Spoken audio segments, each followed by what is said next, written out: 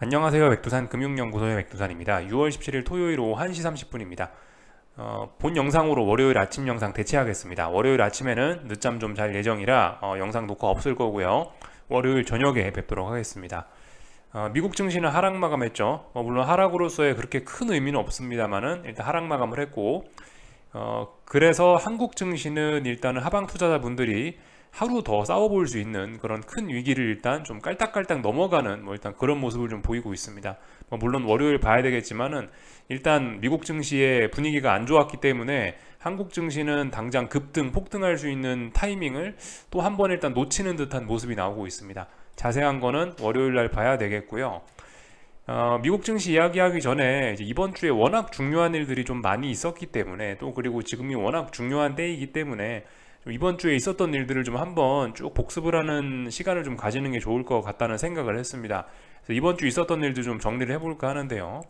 일단 미국 물가지표가 발표가 됐죠, 그죠? 물가지표가 발표가 됐는데 코어 CPI는 예상치에 부합해서 여전히 높다는 걸 보여줬고 헤드라인 물가지표는 좀 내려왔습니다.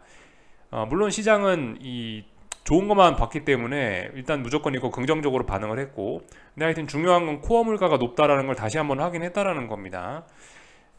그래서 인플레와의 싸움이 계속되어야 한다는 걸 우리는 좀 알 수가 있게 되었고, 이 물가 지표에 대한 그런 결론 등으로 인해서 그 다음날 있었던 FOMC 회의에서는 매파적 동결을 했죠. 일단 동결하긴 했습니다. 그죠? 금리를 지금까지 1년 넘게 쭉쭉쭉쭉 인상하다가 드디어 처음으로 인상하지 않고 동결을 했어요.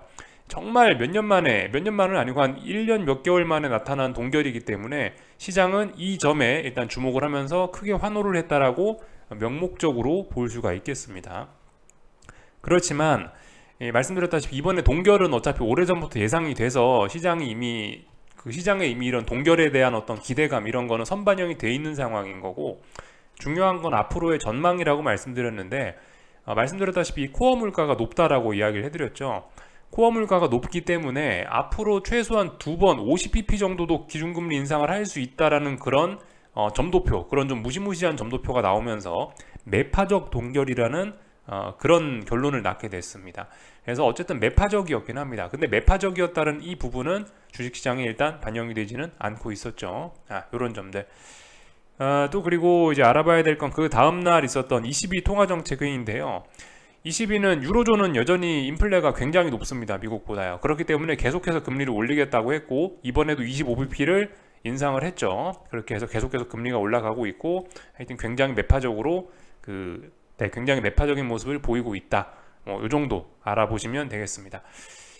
또 그리고 중국을 좀 한번 알아볼 건데, 중국은 지금 계속해서 이번 주, 지난주부터 해서 정책 금리를 조금씩 인하를 하고 있습니다. 좀 재밌는 모습이죠, 그죠? 정책 금리를 인하한다라는 것은 그만큼 중국 경제가 안 좋다라는 그런 증거일 수 있는데, 중국 증시는 미리 좀 빠졌었기 때문에 오히려 금리 인하 소식에 좀 어떤 하방 경직성을 보이고 오히려 반등을 하는 이런 모습을 좀 보이기도 했습니다.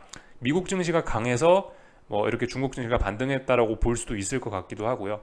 하여튼 중국은 경기가 안 좋다, 그래서 유동성 공급을 한다라는 걸 우리가 좀 알아야 되겠고, 또 하나 알아야 될 게 있다면 일본입니다.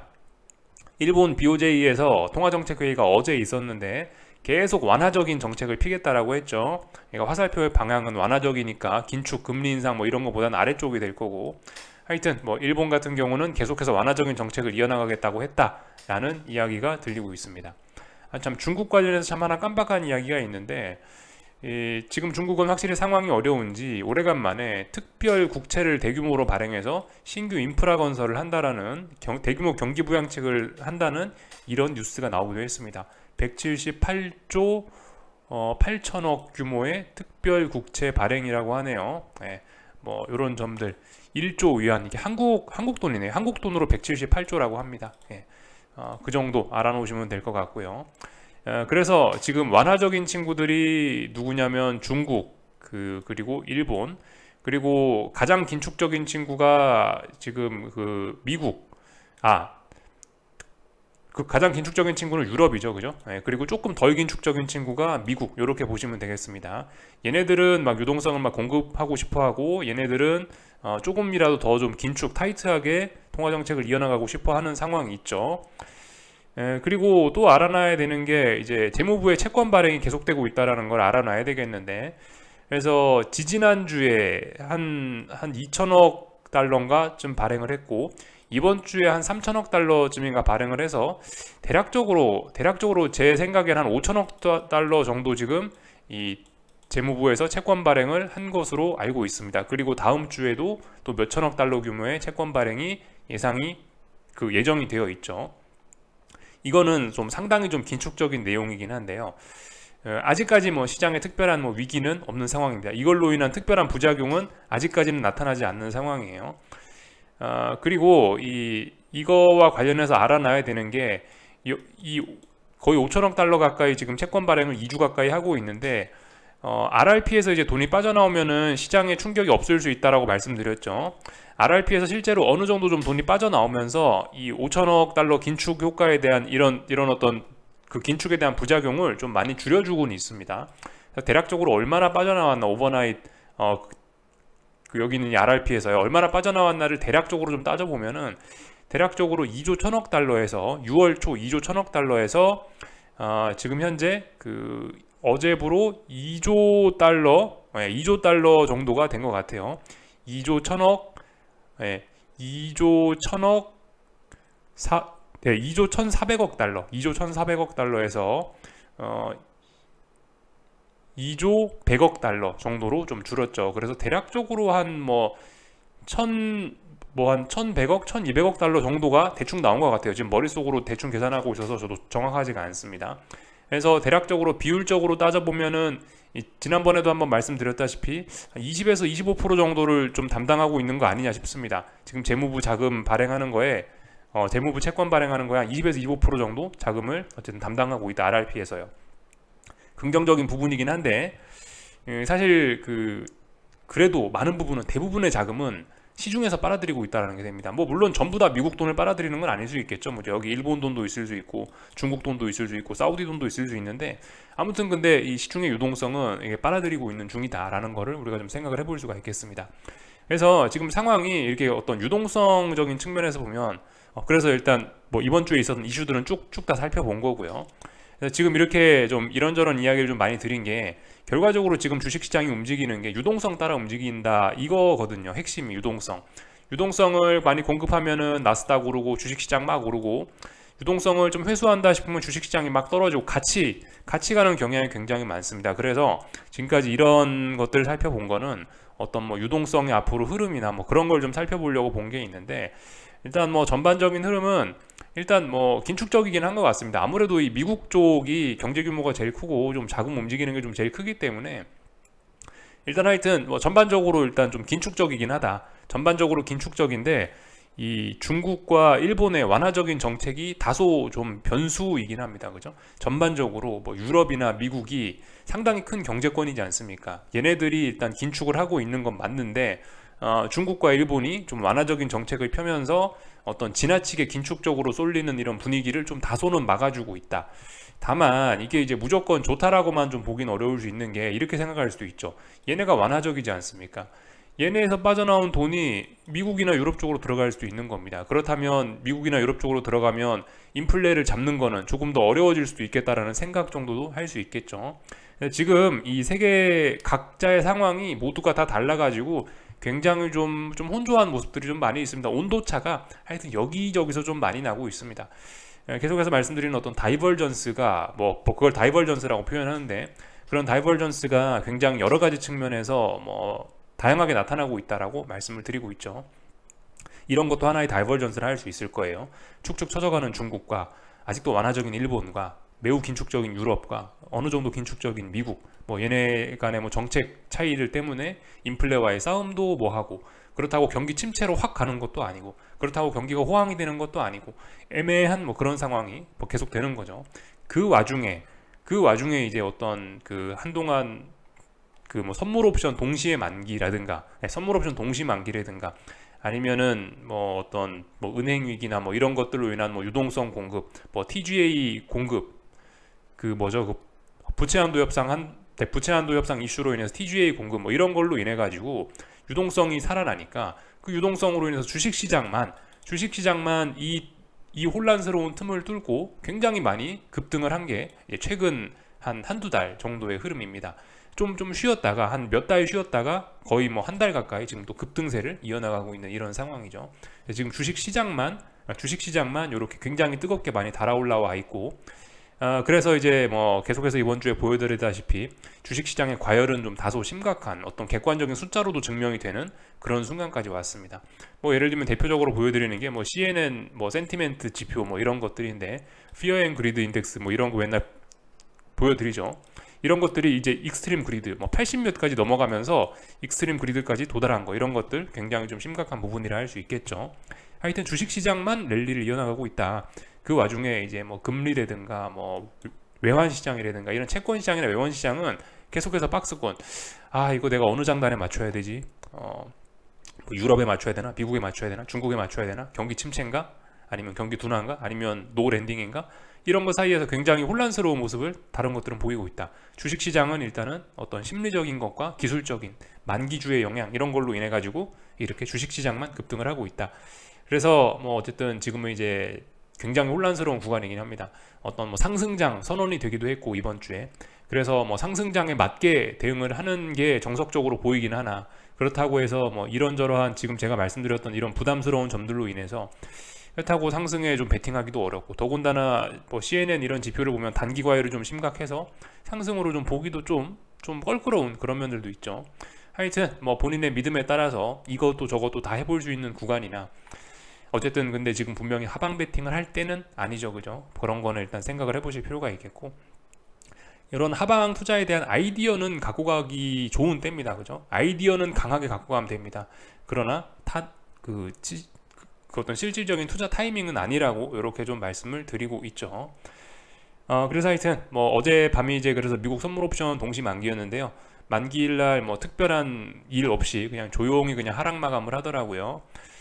사실 어젯밤에는 이제 여러 가지 경제 지표들이 발표가 되긴 됐는데, 보시면은요, 이제 지난주 복습 끝났고 어젯밤 있었던 일을 좀 보자면은 여러 가지 경제 지표들이 발표가 됐었는데, 사실 경제 지표들 발표된 거 내용 보면 굉장히 좋았습니다. 미국의 장기 인플레 기대, 장기 인플레 기대는 예상치보다 낮아지면서 좋았고요. 그리고 단기 인플레 기대도 굉장히 낮아지면서 좋았습니다. 인플레 우려가 좀 낮아진 거죠, 그죠? 시장 참가자들이 생각하는 인플레가 좀 낮아질 거다라고 이렇게 수치가 나온 거랍니다. 네, 수치가 나온 겁니다. FOMC 회의에서 파월 의장은 여전히 경계를 하고 있지만 시장 참가자들은 일단 인플레가 낮아질 것이라고 보고 있다는 겁니다. 물론 이게 왜 저렇게 인플레가 낮아질 거라 생각을 하는지 그 이유는 우리가 명확하게 알 수는 없지만은, 하여튼 저게 무조건 좋은 건 아닐 수도 있습니다. 예를 들면 앞으로 경기가 둔화될 것에 대한 그런 우려 때문에 이렇게 기대 인플레가 낮아지는 것일 수도 있기 때문에, 근데 일단 표면적으로는 분명히 지금 주식시장에 좋은 거죠, 그죠? 표면적으로는 긴축 우려 완화, 매파적인 이야기를 했던 FOMC 회의 결과에 반하는 내용이기 때문에 이거는 굉장히 좋은 내용이긴 합니다. 주식시장의 호재죠. 그리고 뭐 다른 뭐 컨슈머 센티먼트, 뭐 커런트 컨디션 이런 것들을 보시면 전반적으로 다 예상치를 크게 상회했기 때문에 경제는 또 좋다, 뭐 이런 이야기를 할 수 있는 상황이 되어서, 그래서 일단 미국 증시는 사실 이런 지표들의 내용을 보면 굉장히 좋았습니다. 그러나 뭐 말씀드렸다시피 지표가 지금 시장에 영향을 미치지 못하고 있죠. 네, 저랬음에도 불구하고 일단 미국 증시는 하락 마감을 했다, 이렇게 볼 수 있을 거고, 금리와 달러들은 또 다 오르더라고요. 사실 금리와 달러가 오르는 거는 이런 내용에 비춰보면 좀 다소 설명이 좀 안 되는 부분이긴 한데, 역시 이번 주는 선물 옵션 동시 만기의 영향을 좀 전 금융시장이 좀 많이 받지 않았나 싶습니다. 만기주의 뭐 특징이라고 뭐 볼 수 있는 그런 현상들이 좀 나타난 것 같아요. 이번 주 주 후반쯤부터 이제 말씀을 드렸는데, 꼬리가 몸통을 흔든다라고 표현을 드리지 않았습니까, 그죠? 주식시장이 원래 금융시장의 아주 작은 부분에 불과하단 말입니다. 근데 주식시장의 선물 옵션 동시 만기가 찾아오고, 또 그리고 지금 주식시장 변동성이 워낙 좋다 보니까 이 파생상품, 특히 주식시장 파생상품에 이 거대한 자금들이 베팅이 되면서 그 거대한 단기 자본들의 이익을 극대화시키는 방향으로 달러와 채권, 그리고 전체 금융시장이 움직이게 되는 그런 꼬리가 몸통을 흔드는 그런 모습들이 어젯밤까지 계속 그런 흐름이 극대화돼서 나타났다라고 생각하시면 좋을 것 같습니다.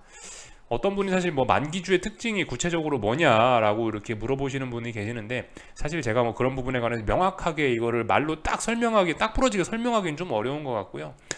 하여튼 뭐 통상적으로 뭐 만기주가 되면은 일단 뭐 이번 주처럼 저렇게 꼬리가 몸통을 흔드는 경우가 좀 많아지긴 합니다.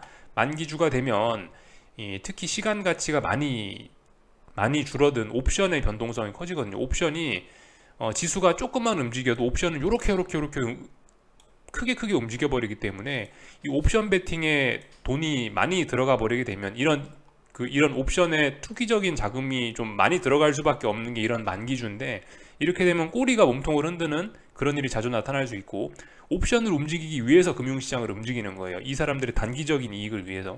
이런 것들이 어떤 만기주의 어떤 보편적인 특징이라고 할 수가 있겠는데, 나머지는 뭐 설명을 제가 그렇게 뭐 잘은 못하겠습니다. 이게 사실 뭐 만기주를 앞두고 그 전에 시장의 움직임이 어땠나에, 뭐 결과적으로 사실 뭐 만기주라고 해서 만기주에 뭐 어떤 뭐 무조건 변곡이 나타나고 뭐 이런 일관적인 특징을 갖는 건 아니라서 그때마다 좀 다릅니다. 하여튼 그래서 뭐 많이 올라가던 증시가 만기주를 맞아서 꼬꾸라질 수도 있는 거고, 아니면 뭐 잘 올라가던 증시가 오히려 더 급등할 수도 있는 거고, 하여튼 움직임이 조금 더 좀 날카로워지는 경향이 있습니다. 왜냐하면 이런 투기적인 자금들 때문에, 이런 단기적인 투기 자금들 때문에 굉장히 좀 움직임이 날카로워진다. 뭐 이게 어떤 만기주의 특징이라고 할 수가 있겠습니다. 제가 뭐 명확하게 좀 말씀은 못 드리겠는데, 하여튼 어젯밤에도 뭐 대략적으로 좀 그런 특징이 좀 나타난 것 같다라는 생각이 듭니다. 하여튼 만기가 끝나니까 뭐 특별한 이슈가 없고 오히려 호재가 있었는데도 불구하고, 제가 봤을 때 이런 경제 지표는 호재거든요. 이런 호재에도 불구하고 일단 하락 마감을 했다라고 볼 수가 있겠습니다. 뭐 물론 이게 큰 추세에 지장은 주지 않는 가벼운 하락에 불과합니다. 아무튼 그래서 여기서 하방 투자하시는 분들에게 좀 한마디 좀 당부드리고 싶은 거는, 계속해서 말씀드리지만 꼭지점을 잡으려고 하면 안 된다라는 겁니다. 지금 우리가 왜 하방 베팅을 하는지를 좀 잘 생각을 해봐야 돼요. 우리가 어젯밤 하락을 했단 말입니다. 어젯밤 뭐 나스닥 0.7% 하락을 했어요.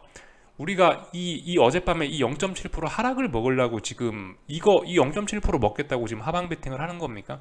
그건 아니죠. 우리는 하루 이틀간의 어떤 그런 시세를 먹고자 하는 게 아니고, 우리는 이제 어떤 하락 추세를 먹고자 하는 거거든요. 이런 긴 추세를 먹고자 하는 그런 목적을 갖고 지금 보고 있습니다. 그렇기 때문에 사실 뭐 어젯밤에 이렇게 뭐 조금 하락했다라고 해서 뭐 그런 걸 가지고 막 배가 아파하거나 뭐 그럴 필요는 없다라는 거죠. 특히 뭐 코스닥 이런 거 보면서도 좀 드리고 싶은 이야기가 그런 거예요.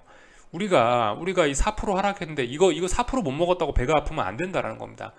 코스닥이 14일날 이번 주에 4% 폭락을 했는데 이거 못 먹고 배가 아프면 안 된다는 거죠. 지금 보이고 있는 이런 과정들은 어떤 뭐 큰 추세가 만들어지고 있는 뭐 그런 과정 중으로 봐야 되는 게 맞는 것 같습니다. 그러니까 어차피 저렇게 하루 깜짝 폭락하고 하루 하락하는 건 우리가 먹을 수 없다라고 보는 게 맞습니다. 저건 못 먹는다라고 인정을 하시는 게 맞고, 우리가 저런 하루 깜짝 하락 저런 거는 먹을 수 없는 게 맞죠.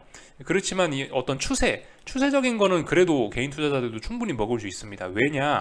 왜냐하면 이 추세를 만들어내는 데는 어떤 충분한 확인 과정이 필요하고, 그 확인에는 시간이 필요하기 때문입니다. 시간을 걸려서 많이 확인을 하기 때문에 이 사이에 우리가 뭔가 충분히 대응을 할 수 있고, 그렇기 때문에 여기서 이렇게 추세를 먹을 수 있게 되는 거죠. 그러나 하루 깜짝 폭락하고 이런 거는 우리가 인간적으로 먹기가 굉장히 어렵습니다. 이건 초고수들의 영역이라 보시면 되겠고, 상위 0.1%의 영역이라 보시면 될 것 같고, 아무튼 그렇다. 우리는 저런 뭐 어젯밤의 하락, 저 하루를 먹기 위해서 하는 게 아니고 추세를 먹으려고 하는 거다라는 거를 좀 생각해 보셨으면 좋겠고, 그래서 너무 이 마음 급해하시지 않으셨으면 좋겠다라는 겁니다. 어차피 추세가 전환되려면은 몇 번의 확인 과정을 거치고 그 사이에 우리가 충분히 진입할 만한 그런 기회를 준다. 뭐 이런 이야기를 좀 드릴 수 있을 것 같고요.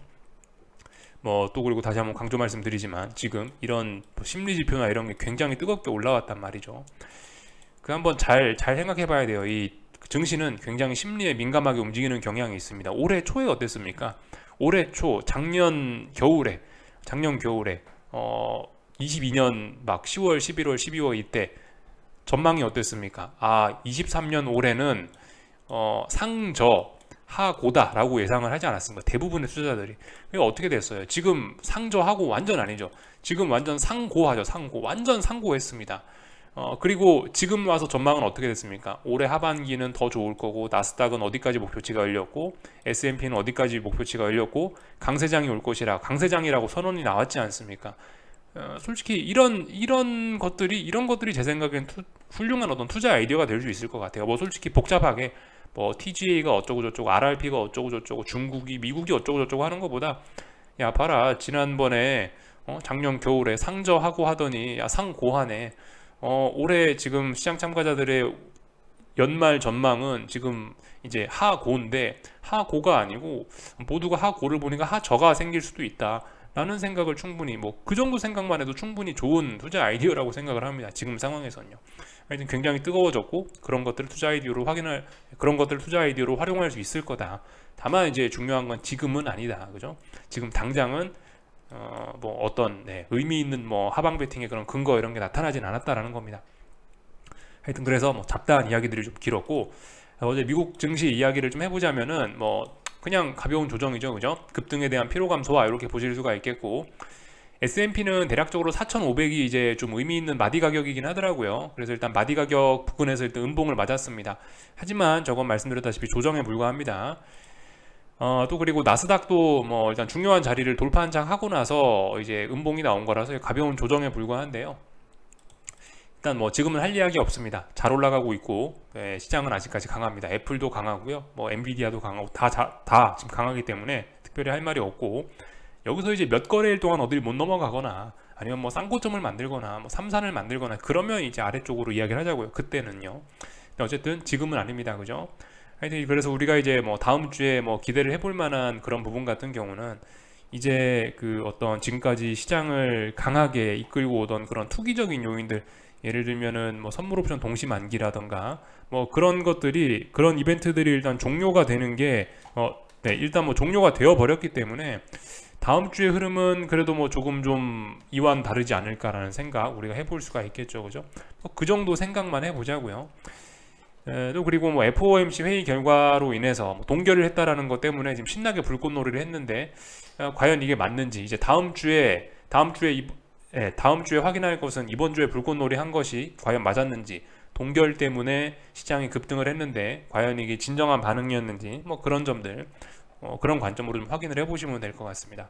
하여튼 뭐 계속 말씀드리지만 시장의 심리가 매우 지금 뜨거운 상황이죠. 그래서 계속해서 뭐 보여드리는 거지만은, 이 개인 투자자들이 지금 굉장히 주식을 좀 많이 사서 시장을 끌어올린 것이 있습니다. 물론 여기서 오해하시면 안 되는 게, 개인이 주식을 사도 주식은 이렇게 많이 오를 수 있습니다, 그죠? 그렇지만 그 내용은 좀 부진할 수 있다. 참고로 2020년에서 21년 사이에 버블을 만들 때 주식을 올린 것도 전부 개인이 주체였죠. 그 뒤로 지금 대가를 오랫동안 치렀는데요. 이번에도 뭐 그럴 수 있다, 뭐 이런 걸 볼 수가 이번에도 뭐 그럴 수 있다라는 생각은 해볼 수 있죠, 그죠?